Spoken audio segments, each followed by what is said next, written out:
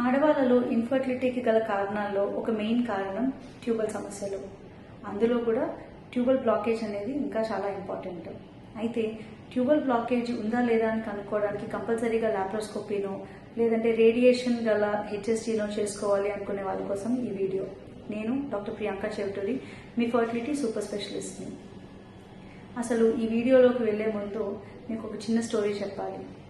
అసలు ట్యూబ్లో ప్రాబ్లం ఉందా లేదా అని చెప్పి కనుక్కోవటం ఎందుకు ఇంపార్టెంట్, ఆ బ్లాక్ ఉంటే కూడా ఎక్కడ ఉంది అని చెప్పి కనుక్కోవటం ఎందుకు ఇంపార్టెంట్ అని చెప్పి మనం మాట్లాడుకునే ముందు ట్యూబ్ అనేది అసలు ఎందుకు ఇంపార్టెంట్ అని మనం మాట్లాడుకోవాలి.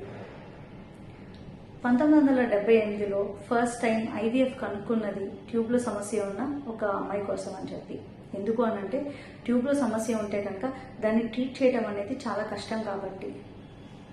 సో ఇంతవరకు కంపల్సరీగా ఐవీఎఫ్ మాత్రమే చేయాలి ట్యూబ్లో ప్రాబ్లం ఉంటే అని చెప్పి అనుకునేవాళ్ళు. తర్వాత లాప్రోస్కోపీ వంటివి చాలా వచ్చేసాయి.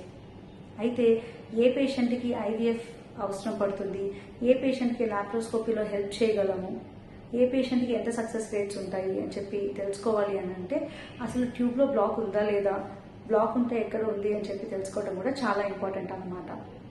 సో ట్యూబల్ సమస్యలు ఏమేమి ఉన్నాయి అని చెప్పి కనుక్కోవడానికి ఉన్న టెస్ట్లు ఏంటి అని మనం మాట్లాడుకుందాం. మోస్ట్ కామన్గా చేసే టెస్ట్ ఏంటంటే హెచ్ఎస్జీ అన్నమాట.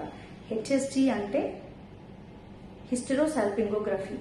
దీంట్లో పేషెంట్కి ఒక డై కింద నుంచి గర్భసంచిలోకి ఎక్కించి ఆ డై ట్యూబ్స్లోగా వెళ్ళి బాడీలో పడుతుందా లేదా అని చెప్పి ఒక ఎక్స్రే వేసి చూస్తారనమాట. సో ఈ టెస్ట్లో ఏమవుతుంది అని అంటే పేషెంట్కి రేడియేషన్ ఉంటుంది. సో రేడియేషన్ తప్పనిసరిగా ఇవ్వాల్సి వస్తుంది. అలానే పేషెంట్కి ఓవరీస్ ఎలా ఉన్నాయి, ఓవేరియన్ రిజర్వ్ అంటే అండాశయంలో అండాలు ఎన్ని ఉన్నాయి, ఇవన్నీ ఈ టెస్ట్ ద్వారా తెలియవు అనమాట. సో రేడియేషన్ ఉంటుంది, ఓవరీస్ గురించి తెలియదు, కొంచెం పెయిన్ఫుల్ కూడా. నెక్స్ట్ వచ్చి ఎస్ఎస్జీ అంటారు, అంటే సెలైన్ సాల్పింగోగ్రఫీ అని చెప్పి. దీంట్లో రేడియేషన్ ఉండదు. అయితే ఏ ట్యూబ్ ఓపెన్ ఉంది, ఏ ట్యూబ్లో ద్వారాగా వాటర్ వెళ్తోంది అనేది మనకు తెలియదు. ఒకవేళ వాటర్ వెళ్తే ఏదో ఒక ట్యూబ్ ఓపెన్ ఉన్నట్టు అనమాట, అంతేకాని ఏ ట్యూబ్ ఓపెన్ ఉంది అనేది మనకు తెలియదు. సో దీంట్లో ఉన్న డ్రాబ్యాక్ కూడా ఇది.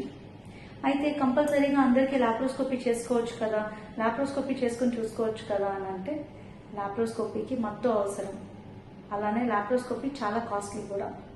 సో లాప్రోస్కోపీ అవసరం లేకుండా ఒక స్కాన్లో చాలా సేఫ్గా ఓవరీస్ కూడా చూసుకుంటూ ఒకవేళ బ్లాక్ ఉంటే ఎక్కడ బ్లాక్ ఉంది అని చెప్పి తెలుసుకోవడానికి ఉన్న ప్రొసీజర్ హైకోసీ అన్నమాట. హైకోసీ అనే ప్రొసీజర్లో రేడియేషన్ అనేది లేకుండా అల్ట్రాసోనోగ్రఫీ ద్వారా పేషెంట్కి కింద నుంచి ఒక సేఫ్ డై ఇచ్చి ఆ డై ఎంతవరకు వెళ్తోంది, ఒకవేళ బ్లాక్ ఉంటే ఎక్కడ బ్లాక్ ఉంది, ఎటు సైడ్ బ్లాక్ ఉంది, ఆ పేషెంట్కి లాప్రోస్కోపీ వంటి ప్రొసీజర్స్ హెల్ప్ చేస్తాయా, ఒకవేళ చేస్తే ఎంత శాతం వరకు హెల్ప్ చేస్తాయి అని చెప్పి మనం ఇన్ఫర్మేషన్ ఇవ్వచ్చు.